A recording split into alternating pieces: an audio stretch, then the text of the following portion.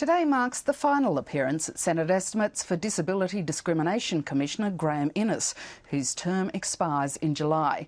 He won't be replaced when his term is done, following a government decision to scale back the number of commissioners at the Human Rights Commission from 6 to 7. But the government says that doesn't mean there won't be a Disability Discrimination Commissioner at all.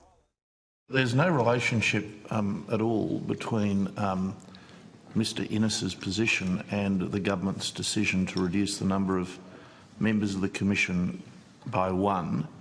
A number of entirely false and very misleading statements have been made that Mr Innes's position is being abolished. That is not so. The Disability Discrimination Commissioner's position will remain. It may be that when Mr Innes's term expires that another commissioner, another existing commissioner, assumes responsibility as well for the Disability Discrimination Commissioner work.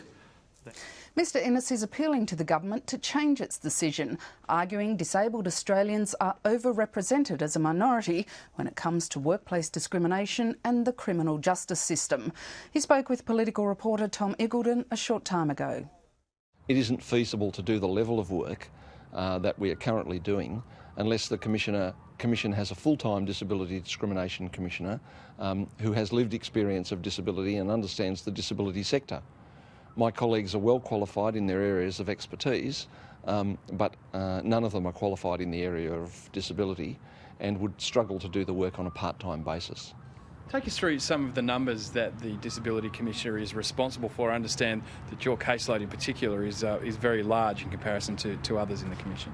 Disability discrimination complaints make up 39% of the complaints which the Commission receives. The next is sex discrimination complaints, and they're less than half of that at 18%.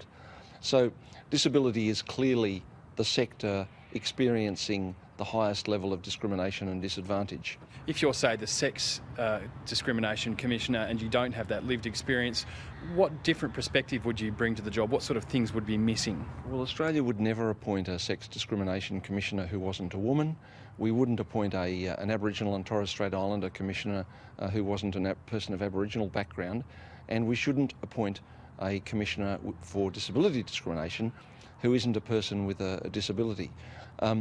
You can't have a complete understanding of the impact of disability unless you have lived experience, in the same way that you can't have a complete understanding of gender or race discrimination if you haven't had experience in that context. What did you make of the Attorney-General's defence of this decision by the government just now in the Senate Estimates Committee?